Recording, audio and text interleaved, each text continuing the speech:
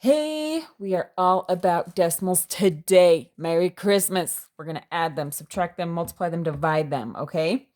Now, I'm going to go really quick in this video. If you need it slowed down, bless you, that's wonderful. I've got some videos I'm going to link over here. I've got one where I add and subtract decimals in one video, one where I multiply, and one where I divide, okay? So if you need a bit more detail, that's wonderful. Head over there, okay? All right, let's go. All right, we are going to add these. What is the rule when we add them? The rule is you must keep the decimals lined up. What does that mean? That means I have 135.014, and I'm going to add this. I need my decimals to line up. So I have 27.69. All right, you might think, oh, did I do that right? Because I've got an empty spot here. If you want to fill in that empty spot, you can put a 0. You can add zeros after the decimal, and if there's any numbers there, obviously it has to be after those numbers. It's just kind of like if you have $13, you could also write it as 13.00, right? It doesn't change it. Okay, so we're going to add these. Dun, dun, dun, dun. 4 plus 0 is 4. 9 plus 1 is 10. 6 plus 1 is 7. 7 plus 5 is 12. 3 plus 2 plus 1 is 6. And 1. All right, that was a lot of talking. There we go. There is my answer. You just drop that decimal right down, keeping it in line. Okay, very important there. Just keep it right in line. Okay, just a quick side note.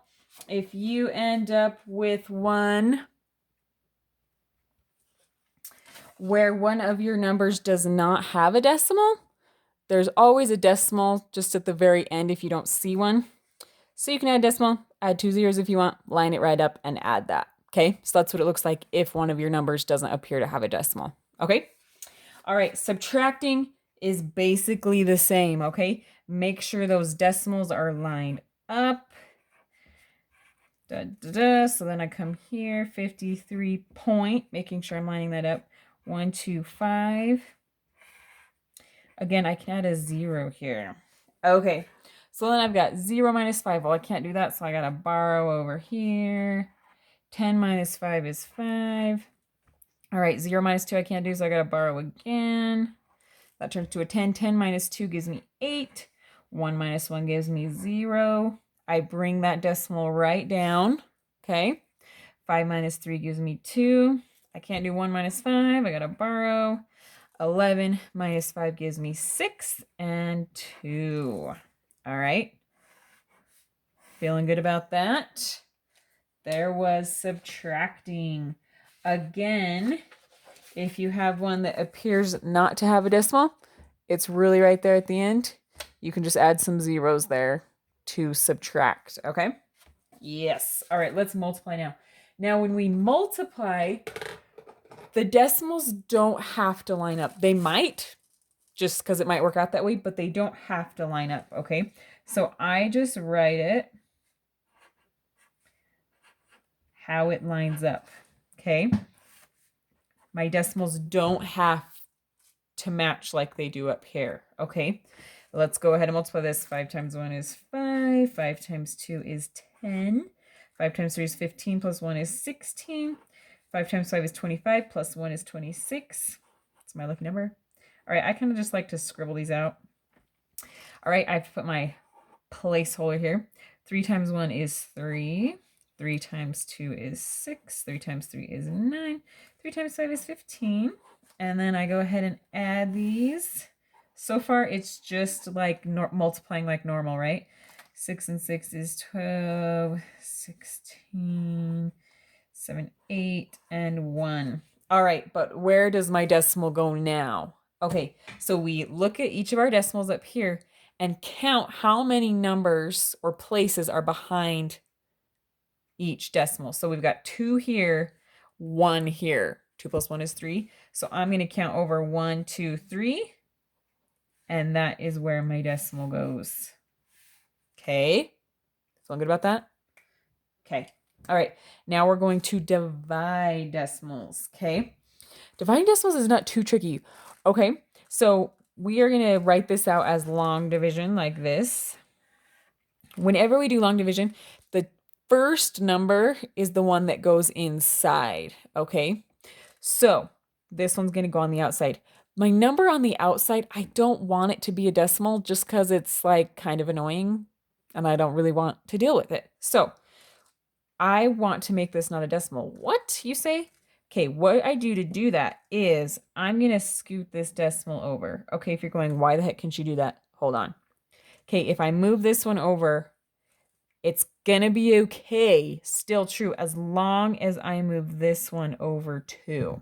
Okay, I'll show you why. I'm going to hurry and write it here. So now if I move this over, that's just 5.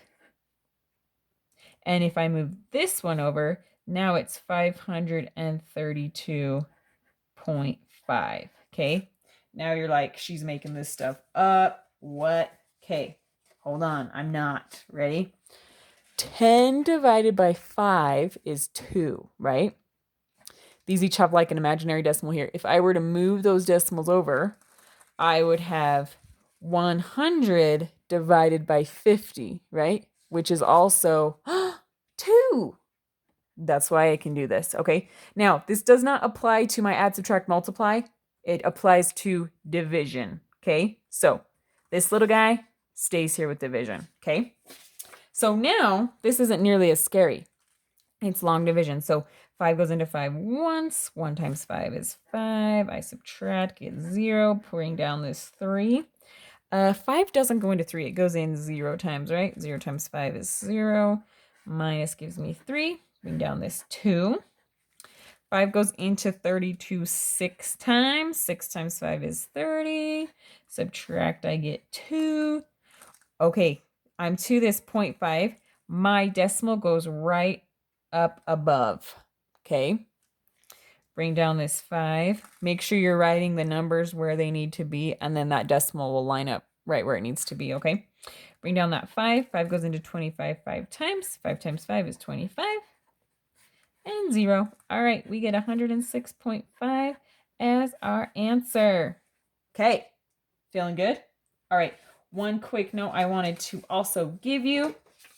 If you end up with something like this beauty, where you need to move this over, right? You need to move this over 4 times, and this one you're like, oh gosh, I'm run out of space. Well, you just keep moving that over, and if it's blank, you just stick zeros in there. Okay, does that make sense? All right. Okay, hopefully this made sense, and you can go work with those decimals.